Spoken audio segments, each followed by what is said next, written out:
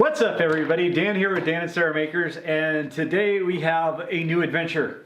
We have, it may not look like it yet, but purchased a super split kinetic log splitter. So this is the kind of heavy duty version. It's got heavier flywheels on it, and we've got the large outfeed table. So we are going to put it together. We're going to work on firing it up, and we got a stack of snow-covered log rounds to try and split. So let's get to it.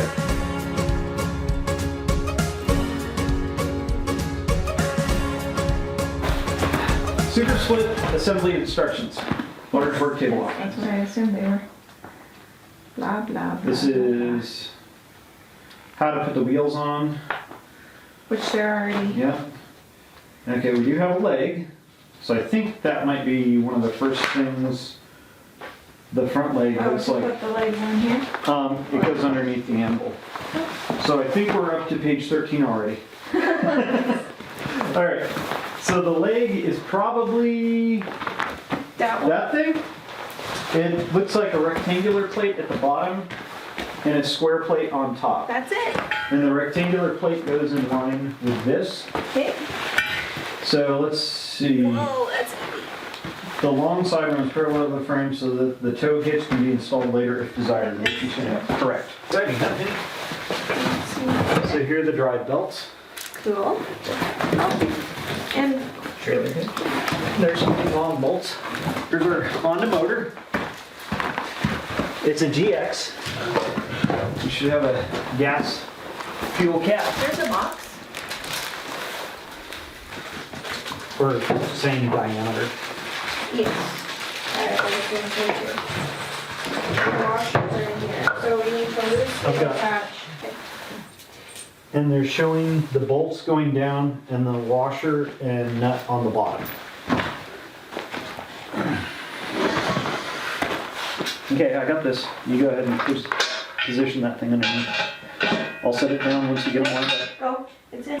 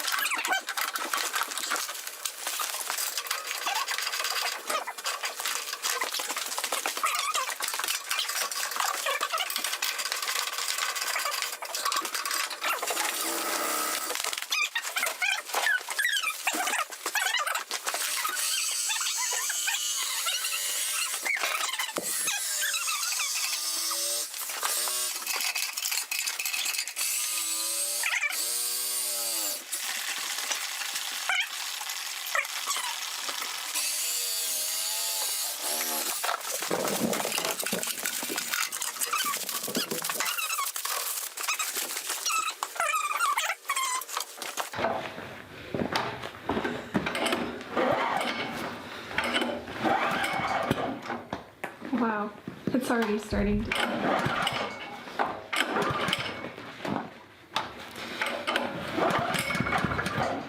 It's a Honda. And the battery's dying. Battery?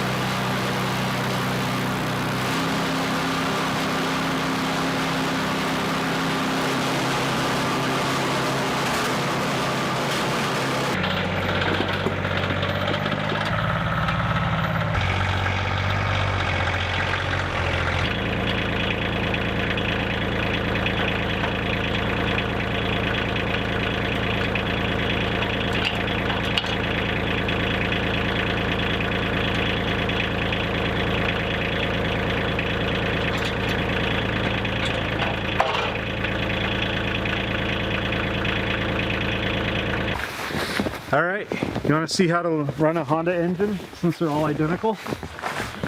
They all have an on-off switch. Okay. All the controls are in the same spot. That's on. Okay. This is your fuel on and off, so it's got the fuel there, the little gas pump. So that would be fuel's off, fuel's on, choke on, choke off. Okay. Throttle is this Slide. lever. Okay. So turtle to So rabbit. do we want it turtle to start? Or close to turtle? Mid throttle I usually start it at. And then just pull? Give it a try.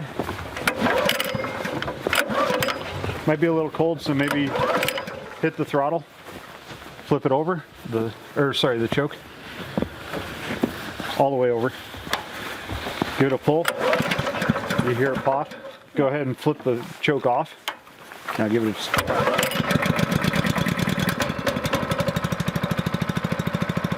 So it's engaging the flywheel.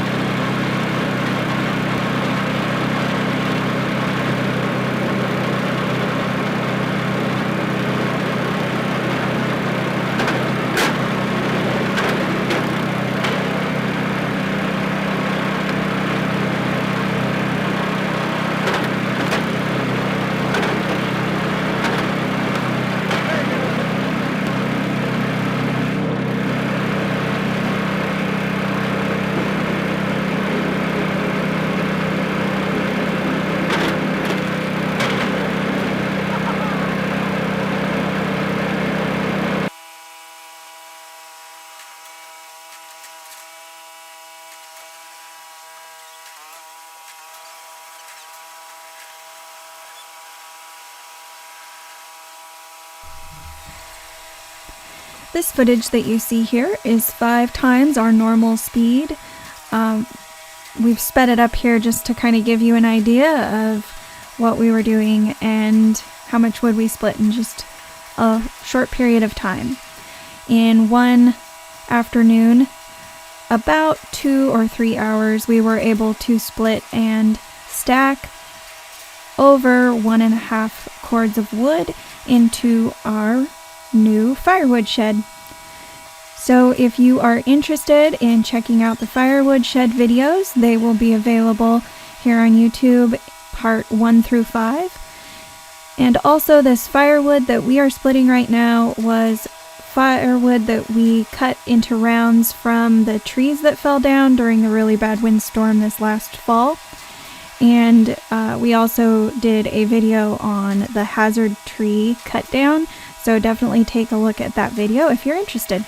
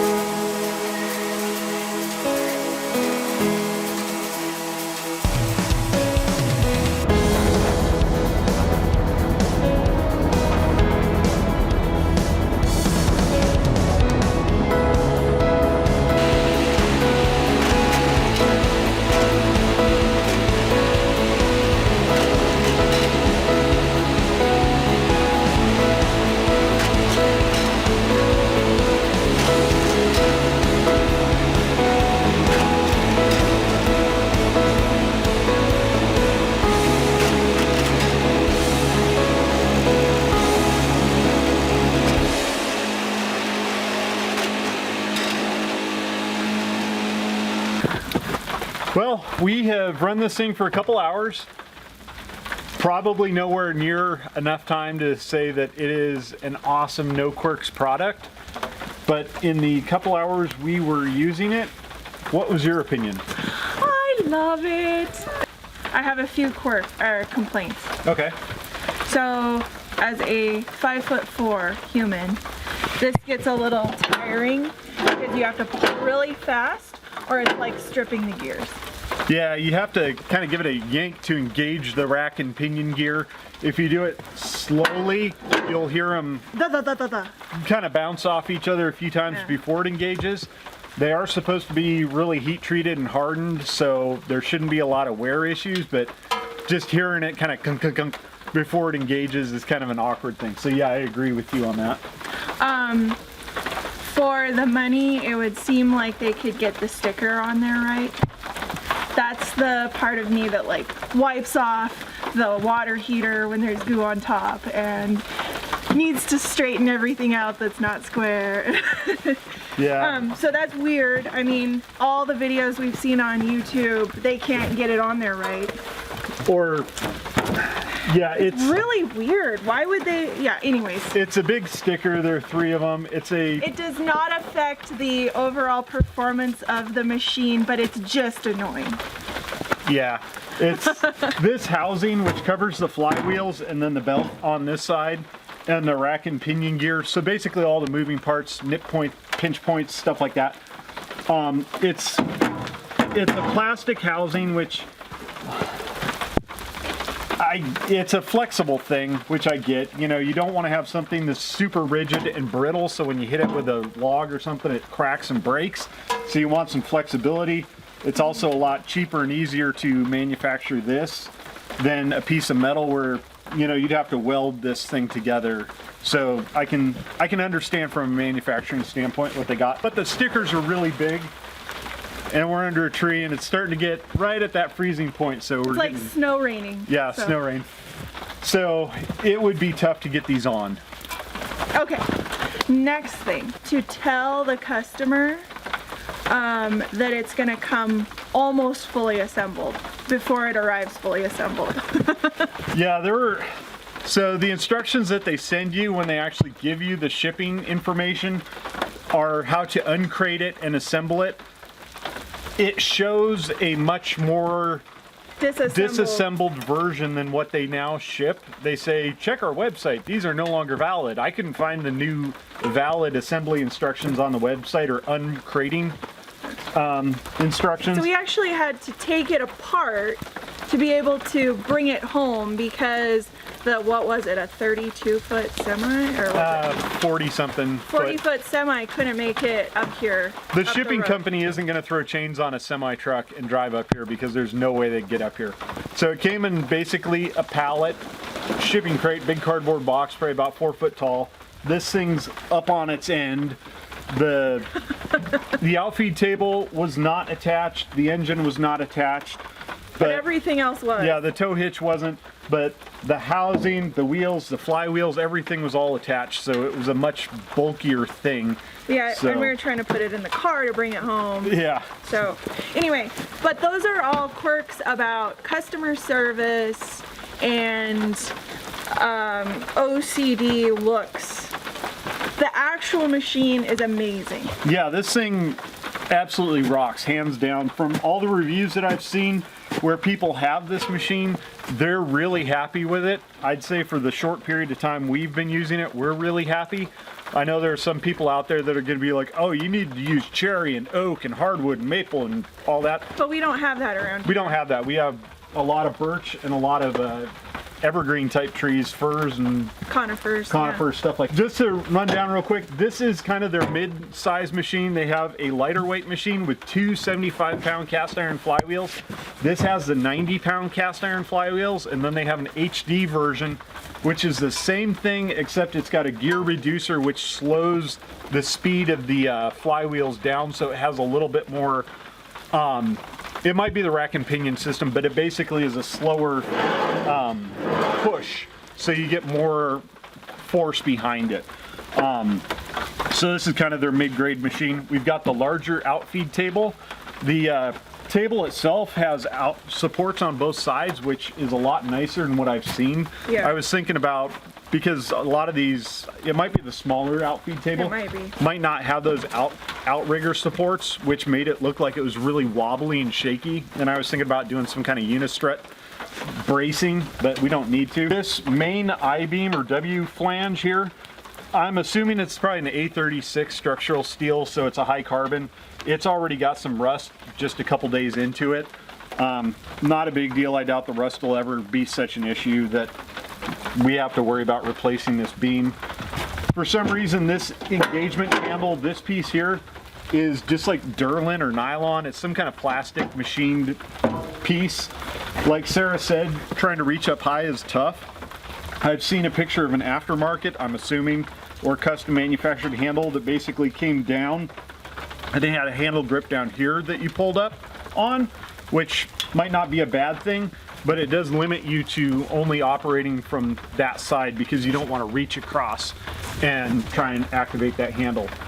The fuel tank is up there a ways, even for me. You get a 5-gallon gas can and you're trying to fill something that's 4 foot or slightly higher. That's a little tough to get 5 gallons up that high and pour.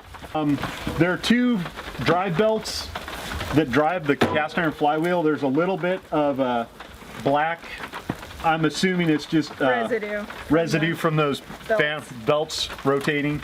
So it does kind of spit out around the housing and onto the side of the motor. It looks like soot, but it's not near the exhaust. It's a Honda engine, which, if you know Hondas, are awesome. And all around not too bad. They asked what size hitch ball receiver we wanted, and we got a 2-inch, so that works. And other than that, I love it. It's fast. You can't outwork this thing. At least I can't. Yeah. And we split. This is our firewood enclosure, as you see.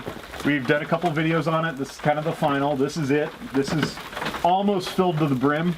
And it's right around 1.5 quarts. 1.5, 1 3/4 quarts, somewhere right around there. So it's not huge, but it's a good start. And for pretty much almost completely recycled materials, except for the cinder block foundation and the roofing metal, we're pretty happy It was with a it. steal. So Yeah. we're happy. Penny's happy. I don't know if you can see her. She's chewing on a piece of wood. But yeah, We probably should wrap this up. yeah. Let's wrap it up. We got other things to work on today. Thanks for watching Dan and Sarah Makers. We hope these videos inspire you to get out there and do something. Bye.